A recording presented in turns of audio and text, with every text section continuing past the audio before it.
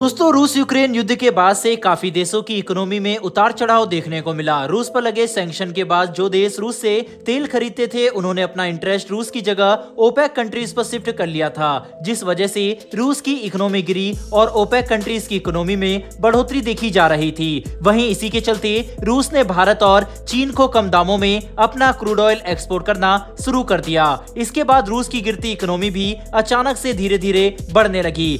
वहीं पर काफी पश्चिमी देश अपनी क्रूड ऑयल की जरूरत के लिए ओपेक देशों पर शिफ्ट हुए थे, जिसके चलते ओपेक देशों ने कई नए मॉडल बनाए जिसमें उन्होंने अपनी क्रूड ऑयल की बढ़ती डिमांड को देखते हुए क्रूड ऑयल की प्रोडक्शन ही कम कर दी, जिससे क्रूड ऑयल काफी लिमिटेड हो गया और इसी लिमिटेड क्रूड ऑयल को महंगे दामों पर बेचा गया। हालांकि कोरोना महामारी के बाद से हर देश अपनी अर्थव्यवस्था को संभालने में जुटा हुआ है और अभी इतना सक्षम नहीं हुआ कितने महंगे दामों पर क्रूड ऑयल लगातार खरीदे, जिसके चलते धीरे धीरे देशों ने ओपेक कंट्री से भी क्रूड ऑयल खरीदना बंद कर दिया। और जैसा कि हम सब जानते हैं कि भारत विश्व का तीसरा सबसे बड़ा क्रूड ऑयल इंपोर्टर है। वहीं भारत के क्रूड ऑयल खरीदने व ना खरीदने की वजह से सऊदी अरब और रशिया जैसे देशों की इकोनॉमी में काफी ड्रास्टिक चेंजेस देखे गए। जैसे ही रूस पर सैंक्शन लगे उसकी इकोनॉमी एकदम से नीचे गिरने लगी, जिसके बाद रूस ने भारत को काफी डिस्काउंटेड प्राइस पर अपना क्रूड ऑयल देने का ऑफर दिया। वहीं डिस्काउंटेड प्राइस के चलते भारत ने सऊदी अरब को छोड़कर क्रूड ऑयल के लिए अपना रुख रूस की ओर कर लिया। इसके बाद सऊदी अरब की इकोनॉमी में डाउनफॉल और रूस की इकोनॉमी में धीरे धीरे उछाल देखने को मिला, जिससे आप समझ सकते हैं कि भारत इन देशों की इकोनॉमी में काफी बड़ा रोल प्ले करता है और भारत का क्रूड ऑयल ना खरीदने से इन देशों को काफी इम्पैक्ट करता है। हालांकि रशिया को बैन कर जब वेस्टर्न कंट्रीज ने ओपेक देशों की ओर शिफ्ट किया तब सऊदी अरब जैसे देशों की इकोनॉमी थोड़ी नॉर्मल होने लगी, पर इसके बढ़ते प्राइस ने सऊदी अरब को वापस डाउनफॉल दिखाना शुरू कर दिया और इन्हीं बढ़ते प्राइसेस को देखते हुए रूस ने भी बाद में भारत को महंगे दामों पर तेल देने का फैसला किया।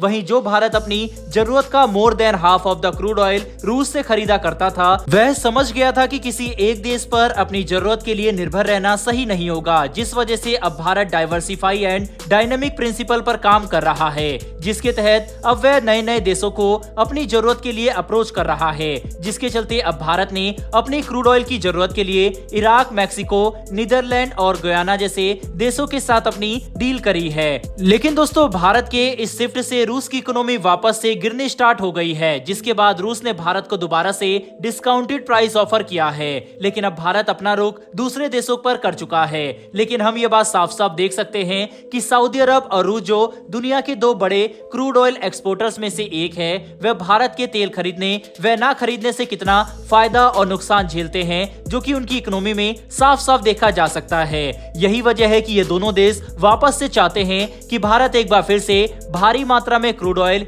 इनसे खरीदना स्टार्ट करे। लेकिन अब भारत इन देशों पर अपनी डिपेंडेंस ज्यादा नहीं रखना चाहता। इसी वजह से इन दोनों देशों को काफी ज्यादा लगातार नुकसान हो रहा है। बहरहाल दोस्तों, बढ़ते हमारी दूसरी खबर की तरफ, जो भारतीय सेना की क्षमताओं को बढ़ाने के मोटिव से एक महत्वपूर्ण कदम को लेकर है, जिसके तहत BEML यानी भारत अर्थ मूवर्स लिमिटेड, जो कि भारत की leading defence public sector undertaking यानी PSUs में से एक है, उसको भारत इलेक्ट्रॉनिक और भारत डायनेमिक्स की ओर से 375 करोड़ रुपए का एक बड़ा ऑर्डर मिला है।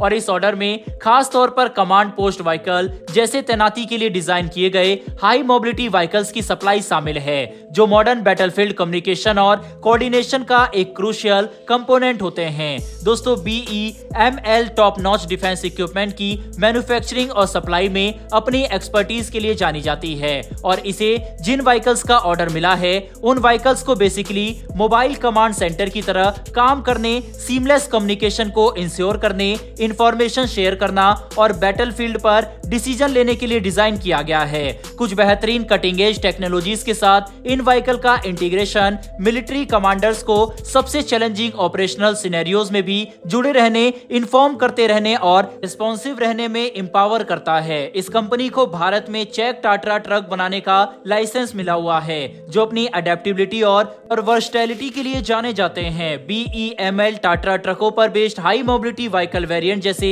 4x4 से 12x12 तक अलग अलग कॉन्फ़िगरेशन के व्हीकल की बड़ी रेंज ऑफर करता है। इन वाहनों को अलग अलग इलाकों और बेकार से बेकार मौसम की स्थिति में भी नेविगेट करने के लिए तैयार किया गया है, जो क्रिटिकल ऑपरेशन के दौरान सैनिकों और इक्विपमेंट्स की इफेक्टिव मोबिलिटी को इंश्योर करते हैं।